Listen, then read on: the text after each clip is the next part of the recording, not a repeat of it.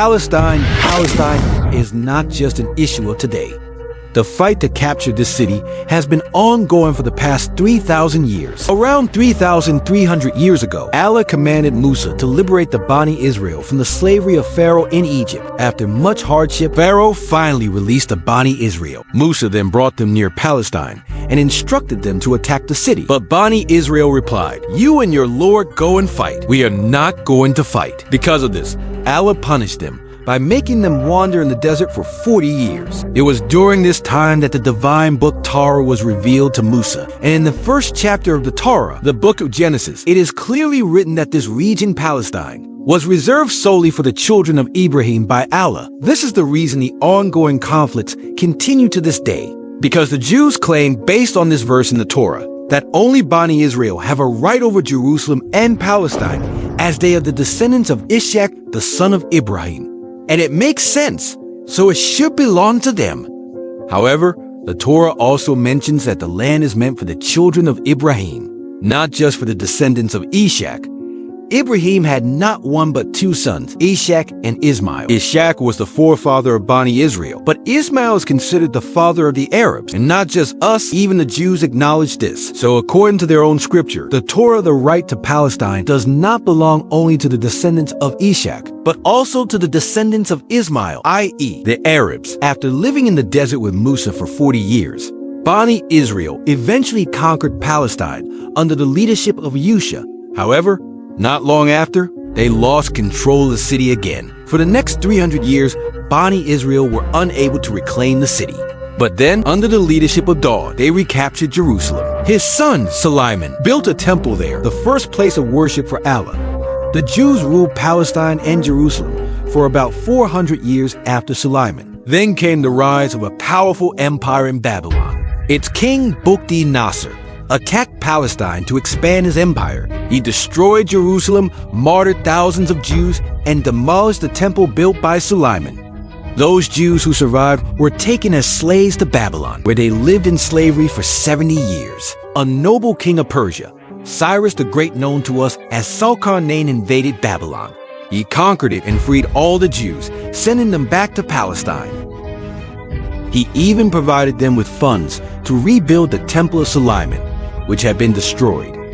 Following this, the Jews once again ruled Palestine for 400 years. But then another empire attacked them, the Great Roman Empire, which expelled the Jews from the land for 600 years. The Romans inflicted more cruelty on Bani Israel than anyone before them. The Jews even tried to fight back, but the Romans slaughtered thousands of them. So bad that the Jews had to hide in caves to escape the Romans.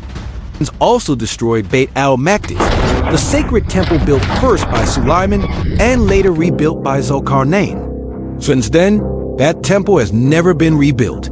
An empire ruled over Palestine and Jerusalem for 600 years. 600 years, they made a grave mistake. They tried to attack a rapidly spreading new religion from Arabia, Islam. Islam and its caliphate spread so swiftly that in a few years, they conquered both the Roman and Persian empires. Hazrat Umar became the most powerful ruler in the world, ruling over a territory greater than even Alexander the Great. After defeating the Romans, reached the gates of Jerusalem. Muhammad had already foretold that Muslims would one day conquer Jerusalem. 6 months, the governor of Jerusalem, Sophronius, declared that he would only surrender the city if the Muslim ruler Umar personally came to meet him. Walid thought it unnecessary to trouble the Emir al-Mu'minin, so he went himself, impersonating Umar, since he closely resembled him in height and appearance, both being nearly 7 feet tall. Sophronius had already met Umar once and realized this was not him. Reluctantly, Khalid bin Walid had to summon Hazrat Umar, the most powerful ruler of the time, to Jerusalem. He adorned himself with luxury gold and silver, expecting a royal welcome. He and the entire city of Jerusalem were shocked to see that the ruler as servant was riding the camel, while Umar, in simple clothes, walked beside it on foot. Truly shocking scene for the people of Jerusalem. Every previous conqueror had brought bloodshed to the city. They had filled its streets with corpses. Became a ruler more powerful than any of them, yet without any army and dressed like a common man. Umar granted complete religious freedom to all and took Jerusalem without shedding a single drop of blood. Yes, without resistance, handed over the city, but he had one condition. Muslims should not allow Jews to enter Jerusalem. Umar rejected this condition, granting Jews the right to enter Beit al-Maqdis as well. For the first time, Jerusalem came into the hands of the descendants of Ismail, the son of Ibrahim. For approximately 350 years, Muslims, Christians, and Jews lived in complete peace and harmony in Jerusalem. 350 years, the Christians gathered armies from all over Europe and launched a new attack on Jerusalem. Internal conflicts were weakening the Muslims, and the Crusaders took advantage of this and easily captured the city. Taking Jerusalem, the Crusaders committed unspeakable atrocities against Muslims and Jews, murdered thousands, and destroyed mosques and synagogues. History records that so much blood was spilled in Jerusalem that the Crusaders' horses were walking with blood reaching their knees. Jerusalem for about 90 years until a brave Muslim leader, Salahuddin Ayyubi, united the Muslim world and launched an attack to liberate Jerusalem. Salahuddin did something no one had done before. When he conquered Jerusalem, he did not spill a single drop of blood. Taking revenge, he granted freedom to Christians, Jews, and others living there. First time in centuries that the city was captured without destruction or bloodshed. After Salahuddin's reign, Muslims continued to rule Jerusalem for hundreds of years. Then came the Ottoman Empire, which governed Jerusalem for almost 400 years, once again maintaining peace and harmony among all religious groups. But in 1917, during World War I, the Ottoman Empire was defeated, and the British took control of Palestine. From here, the modern-day conflict began. The British made conflicting promises.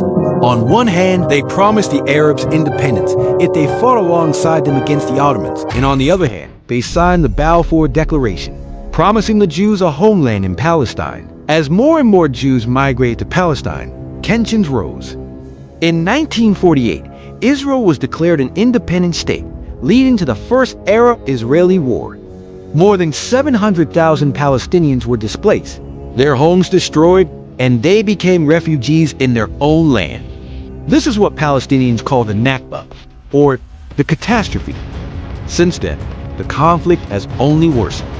Wars have taken place in 1956, 1967, 1973, and many more smaller operations and uprisings, like the Intifadas. In 1967, Israel captured East Jerusalem, including Al-Aqsa Mosque, the third holiest site in Islam. Ever since, Palestinians have been fighting to reclaim their land, their identity, and their rights. What we see today is not just about religion or territory. It is the result of centuries of power struggles, broken promises, colonization, and suffering. It's a story of a land that has been sacred, disputed, and bled over for over 3,000 years.